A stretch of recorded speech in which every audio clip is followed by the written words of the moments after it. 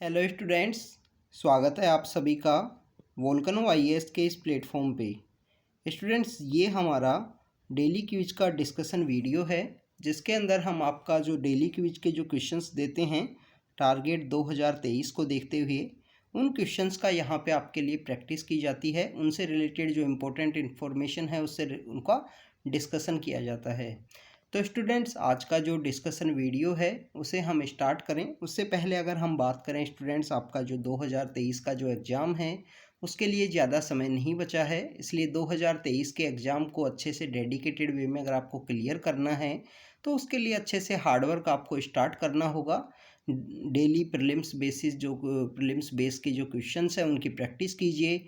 Previous year questions को एक बार visit कीजिए। लास्ट 10 ईयर के जो क्वेश्चंस है किस तरीके के क्वेश्चन पूछे जाते हैं। जो स्टैंडर्ड टेक्स्ट बुक हैं जिसमें एनसीईआरटी हैं और आपकी जो भी रेफरेंस बुक हैं उनको अच्छे से रिवाइज कीजिए, उनको रीड कीजिए और इसी के थ्रू आप अपना जो प्रीलिम्स का जो प्रैक्टिस है वो स्टार्ट करना शुरू कीजिए। तो स्टूडेंट्स, आज का जो डिस्कशन वीडियो है उसे हम स्टार्ट करें। सबसे पहले अगर हम बात करें इंडियन फार्मास्यूटिकल इंडस्ट्री से रिलेटेड है पहला क्वेश्चन, तो उसके अंदर पूछा गया है स्टूडेंट्स कि यहाँ पे 0% जो एफडीआई है वो अलाउ किया गया है। मींस द कोई एफडीआई यहाँ पे अलाउ नहीं किया गया है ग्रीन फील्ड फार्मास्यूटिकल प्रोजेक्ट्स के अंदर। स्टूडेंट्स, इंडियन फार्मास्यूटिकल इंडस्ट्री काफ़ी अच्छा एक सनराइजिंग इंडस्ट्री है इंडिया के लिए। बेसिकली अगर हम बात करें प्रेजेंट समय में जो इंडियन फार्मास्यूटिकल इंडस्ट्री का जो एक्सपोर्ट है वो 50 बिलियन के आसपास है, $50 बिलियन के आसपास। ये 2024 में इंडिया को एक्सपेक्टेशन है कि 65 बिलियन के आसपास होगा। अभी प्रेजेंटली जो है 24 बिलियन के, बेसिकली 50 बिलियन के आसपास है स्टूडेंट्स। 24 में इंडिया का जो गवर्नमेंट का एक्सपेक्टेशन है कि ये ही जो एक्सपोर्ट है वो यहाँ पे 65 बिलियन के आसपास होगा। $65 है स्टूडेंट्स, ये $50 है। और 2030 में इंडिया यहाँ पे इंडियन गवर्नमेंट इस सेक्टर को, फार्मास्यूटिकल सेक्टर को देख रही है कि $120 जो बिलियन है, $120 बिलियन यहाँ पे इंडिया का एक्सपोर्ट होगा 2030 तक। अगर हम बात करें स्टूडेंट्स इंडियन फार्मास्यूटिकल इंडस्ट्री की, तो इसके अंदर बेसिकली ग्रीन फील्ड अगर कोई प्रोजेक्ट है, ग्रीन फील्ड मीन्स कोई नया प्रोजेक्ट अगर स्टार्ट किया जाता है तो उसे ग्रीन फील्ड बोला जाता है। ब्राउन फील्ड प्रोजेक्ट वो होते हैं जो ऑलरेडी एग्जिस्टिंग प्रोजेक्ट हैं, उन्हीं को यहाँ पे रीडेवलप करना या उनको चेंज करके कुछ तरीके से नया डेवलप करना।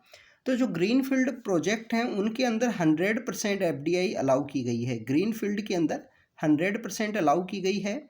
अगर हम बात करें स्टूडेंट्स ब्राउन फील्ड की, तो ब्राउन फील्ड के अंदर बोला गया है कि 74% जो एफडीआई है वो ऑटोमेटिक रूट से आएगी।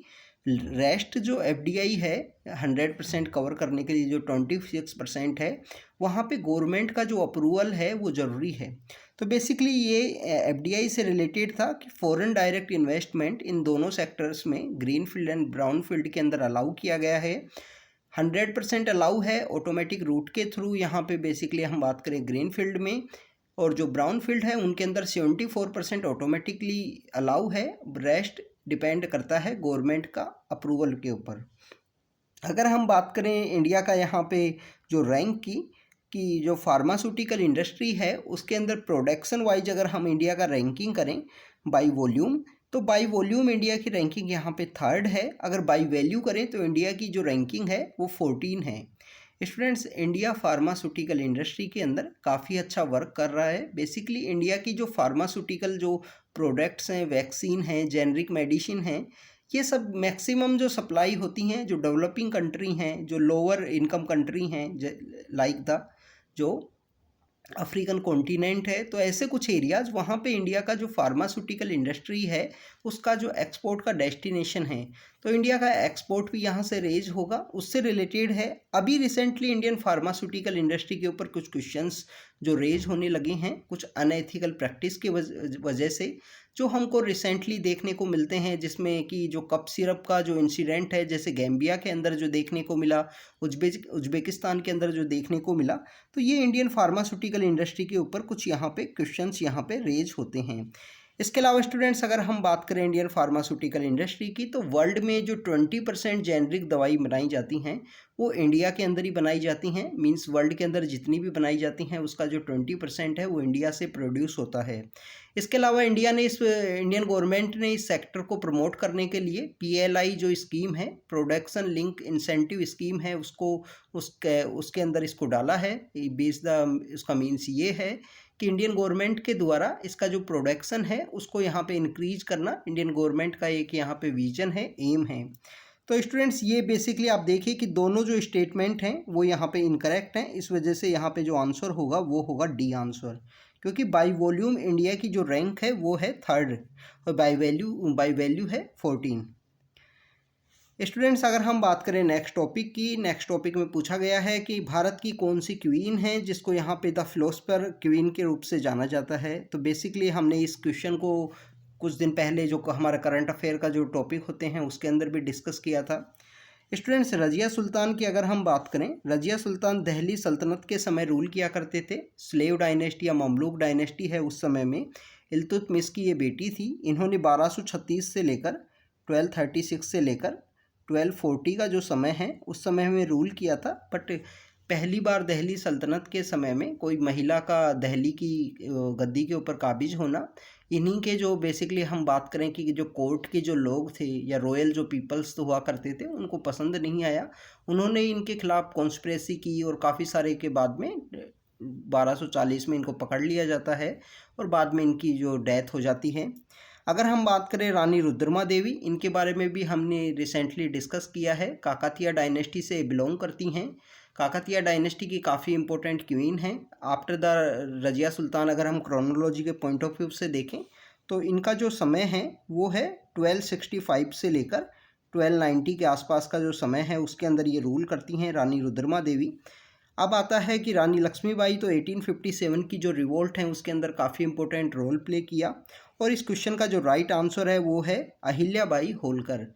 अहिल्याबाई होलकर का जो समय है अगर हम उनकी बात करें तो 1725 से लेकर 1791 का जो समय है उस समय में इन्होंने रूल किया है। अहिल्याबाई होलकर को बेसिकली फिलोसफर क्वीन इस वजह से बोला जाता है कि इनका जो कोड था उसके अंदर basically Marathi poet, Sanskrit poet, ऐसे काफ़ी सारे लोग हैं जो लिटरेचर से रिलेटेड हैं, लिटरेसी की जो एक्टिविटी हैं उनसे एसोसिएटेड थे। तो उनके कोर्ट के पोइट हुआ करते थे जिसके अंदर है मोरपंथ है, साहिर अंता गांधी हैं। और अगर हम बात करें जो संस्कृत के अंदर है खुशाली राम हैं, वो इनसे एसोसिएटेड थे, इन्हीं के कोर्ट के वो मेंबर हुआ करते थे। स्टूडेंट्स अहिल्याबाई होलकर ने जो मालवा का रीजन है वहाँ पे रूल किया है। होलकर डायनेस्टी जो मराठाज की एक इम्पोर्टेंट डायनेस्टी, मराठा एम्पायर की एक इम्पोर्टेंट डायनेस्टी के रूप में रोल प्ले किया करती थी, तो उसी से ये बिलोंग करती हैं। इनके जो हस्बैंड थे खांडेवराव होलकर, उनकी डेथ होती है बैटल ऑफ कुम्हेर में। कुम्हेर बेसिकली राजस्थान के अंदर लोकेटेड है। तो मराठा वर्सेज जो जाट्स हैं उनकी बैटल के अंदर इनके जो हस्बैंड हैं उनकी डेथ हो जाती है खांडेवराव होलकर की 1754 में। उसके बाद में आपको स्टूडेंट्स पता होगा कि 1761 के ऊपर दिल्ली के ऊपर अटैक करते हैं मराठा। तो ये मराठा जी होते हैं जिन्होंने 3rd बैटल ऑफ पानीपत है वो लड़ा था। तो तीसरा पानीपत की लड़ाई है वो इन्होंने लड़ी। काफ़ी दिन तक इनकी जो सेना है हमारा जो डेक्कन का एरिया से दिल्ली के लिए माइग्रेट करती है और उसके बाद में ये बैटल लड़ते हैं। उस बैटल के अंदर इनकी डिफ़ीट होती है और उस बैटल के साथ ही काफ़ी कुछ चीज़ें हैं वो क्लियर हो गई थी। इंडिया का जो फ्यूचर है वो कॉलोनियल हाथों में जाने वाला था। तो ये सब चीज़ें हमने काफ़ी बार हिस्ट्री में भी इन सबको डिस्कस किया है। तो जो अहिल्याबाई होलकर हैं जिन्होंने काफ़ी सारा आर्किटेक्चर में भी वर्क किया है मालवा रीजन में, जो प्रेजेंट समय इंदौर का रीजन है, तो वहाँ पे काफ़ी सारा वर्क करने की वजह से जॉन की नाम के एक ब्रिटिश हिस्टोरियन हैं उनके द्वारा इनको फिलोसफर क्वीन के रूप से बोला गया है। स्टूडेंट्स अगर हम बात करें नेक्स्ट टॉपिक की, नेक्स्ट क्वेश्चन की, तो नेक्स्ट क्वेश्चन है यहाँ पे फाइनेंशियल स्टेबिलिटी रिपोर्ट के बारे में। तो यहाँ पे पूछा गया है कि फाइनेंशियल स्टेबिलिटी रिपोर्ट से रिलेटेड कुछ स्टेटमेंट हैं कि ये report reserve bank of India के द्वारा पब्लिश की जाती है और बाई एनुअल बेसिस पे इसको पब्लिश किया जाता है। स्टूडेंट्स बाई एनुअल बेसिस पे किया जाता है और आरबीआई के द्वारा ही किया जाता है। तो दोनों स्टेटमेंट यहाँ पे करेक्ट हैं। आज ही के करंट अफेयर में हमने इस टॉपिक को भी डिस्कस किया था। फाइनेंशियल स्टेबिलिटी रिपोर्ट बेसिकली हमारे कंट्री की जो स्टेबिलिटी है फाइनेंशियल सेक्टर में उनको चेक करने के लिए 2 बार आरबीआई के द्वारा इसको पब्लिश किया जाता है। इसी के अंदर आरबीआई के द्वारा काफ़ी सारे जो सर्वेज हैं उनको कंडक्ट किया जाता है। स्टूडेंट सेम एक ऐसी ही रिपोर्ट है ग्लोबल फाइनेंशियल स्टेबिलिटी रिपोर्ट, वो यहाँ पे आईएमएफ के द्वारा निकाली जाती है। तो आपको पता होना चाहिए कि जो ग्लोबल लेवल पे जो फाइनेंशियल स्टेबिलिटी रिपोर्ट है वो किसके द्वारा निकाली जाती है स्टूडेंट्स, आईएमएफ के द्वारा उसको पब्लिश किया जाता है। अगर हम बात करें स्टूडेंट्स नेक्स्ट क्वेश्चन की, नेक्स्ट क्वेश्चन है मिशन पूर्वोदया के बारे में। मिशन पूर्वोदया कौन से सेक्टर से रिलेटेड है, तो उससे रिलेटेड अगर हम बात करें ये 2020 के अंदर इस मिशन को लॉन्च किया गया था। मिशन पूर्वोदया को जो लॉन्च किया गया था वो 2020 के अंदर लॉन्च किया गया था। और हमारा जो स्टील सेक्टर है, जो स्टील सेक्टर है उससे एसोसिएटेड जो हमारे स्टेट हैं, जिसके अंदर आप अगर हम स्टेट्स की हम बात करें तो वेस्ट बंगाल है, झारखंड है, छत्तीसगढ़ है, उड़ीसा है, और अगर हम बात करें जो नॉर्थ ईस्टर्न पार्ट है आंध्र प्रदेश का, उन सब एरियाज़ को यहाँ पे ऐड किया गया है। हमारा जो स्टील इंडस्ट्री हैं वो बेसिकली यहीं पे लोकेटेड हैं, यहीं पे उनसे रिलेटेड जो रॉ मटेरियल है वो मिलता है। इस स्टील इंडस्ट्री को एक्सेलरेट करने के लिए, कनेक्ट करने के लिए, कनेक्टिविटी को इंक्रीज करने के लिए मिशन पूर्वोदया को लॉन्च किया गया था 2020 के समय में। इसका मेन एम ये था कि यहाँ जो इन एरियाज से जो कनेक्टिविटी है वो इंक्रीज हो। अभी रिसेंटली गवर्नमेंट के द्वारा वंदे भारत स्कीम है, वंदे भारत जो ट्रेन है वो भी लॉन्च की गई है वेस्ट बंगाल के लिए, जिसको पहले ट्रेन 18 के रूप से जाना जाता था। तो मिशन पूर्वोदया बेसिकली यहाँ पे स्टील सेक्टर से रिलेटेड है। यहाँ पे जो डी ऑप्शन है उसके अंदर बोला गया है कि ह्यूमैनिटेरियन इशू के ऊपर बांग्लादेश से रिगार्डिंग माइग्रेशन से रिलेटेड है क्या ये हमारा मिशन। तो स्टूडेंट्स उसके लिए हमारी गवर्नमेंट ने ऑपरेशन इंसानियत लॉन्च किया था। ऑपरेशन इंसानियत अगर आपको पता हो, बांग्लादेश के अंदर जो माइग्रेशन की जो क्राइसिस है वो जो स्टार्ट हुई उसको देखते हुए ऑपरेशन इंसानियत में हमारी गवर्नमेंट के द्वारा काफ़ी सारा जो फाइनेंशियली सपोर्ट है वो प्रोवाइड किया गया था बांग्लादेश गवर्नमेंट को। स्टूडेंट्स अगर हम बात करें नेक्स्ट क्वेश्चन की, तो इसमें क्वेश्चन पूछा गया है कि रक्त से कार्पो एप्रिकॉट जो हैं रिसेंटली न्यूज़ के अंदर दिखे हैं वो कौन से पार्ट है हमारा कंट्री का जिससे वो एसोसिएटेड हैं। तो स्टूडेंट्स रक्त से कार्पे एप्रिकॉट की अगर हम बात करें, इनको खुबानी के नाम से जाना जाता है और ये लद्दाख का पहला जीआई टैग स्टेटस इनको मिला है।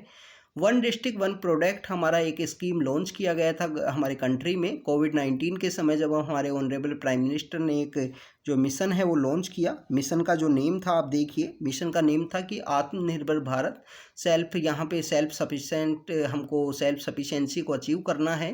तो उसी के बेसिस पे हर एक डिस्ट्रिक्ट के अंदर एक प्रोडक्ट है जिसको लॉन्च किया गया है, जिससे उस डिस्ट्रिक्ट के उस प्रोडक्ट की जो वैल्यू है वो इंक्रीज हो। तो वन डिस्ट्रिक्ट वन प्रोडक्ट के थ्रू यहाँ लद्दाख और जो कारगिल के जो एरिया हैं लद्दाख के अंदर, उनके अंदर इस बेसिकली रक्त से कार्पे एप्रिकॉट को यहाँ पे लॉन्च किया गया था वन डिस्ट्रिक्ट वन प्रोडक्ट के रूप में।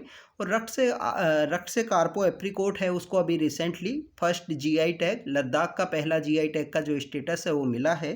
तो ये बेसिकली लद्दाख से रिलेटेड है। तो आज की क्विज में हमने रक्त से कार्पो एप्रिकॉट के बारे में देखा, मिशन पूर्वोदया जो हमारा स्टील सेक्टर से रिलेटेड ईस्टर्न इंडिया के ईस्टर्न एरिया के अंदर जो स्टेट्स हैं उनसे रिलेटेड है, वेस्ट बंगाल, झारखंड, छत्तीसगढ़, उड़ीसा और नॉर्थ ईस्टर्न पार्ट है हमारा आंध्र प्रदेश का। फाइनेंशियल स्टेबिलिटी रिपोर्ट साल में 2 बार निकाली जाती है, आरबीआई के द्वारा इसको पब्लिश किया जाता है। Global financial stability report IMF के द्वारा पब्लिश की जाती है। स्टूडेंट्स द फिलोसफर क्वीन के रूप से अहिल्याबाई होलकर हैं, मालवा की रानी हैं। मराठा एम्पायर में डिफरेंट डायनेस्टी रूल किया करती थी, उसी के अंदर एक डायनेस्टी है होलकर डायनेस्टी, उससे बिलोंग किया करते हैं। और हमने इंडियन फार्मास्यूटिकल इंडस्ट्री के बारे में देखा, जिसके अंदर ग्रीन फील्ड के अंदर बेसिकली ऑटोमेटिक रूट से 100% एफडीआई अलाउ की गई है। बाई वैल्यू और बाई वॉल्यूम इंडिया का जो रैंकिंग है वो काफ़ी अच्छा है फार्मास्यूटिकल सेक्टर में। तो स्टूडेंट्स ये आज का हमारा क्विज का डिस्कशन था। आप कंटिन्यू इन क्वेश्चंस की प्रैक्टिस कीजिए। 2023 का जो एग्ज़ाम है उसके अंदर ज़्यादा समय नहीं बचा है स्टूडेंट्स। तो thank you students, thank you very much.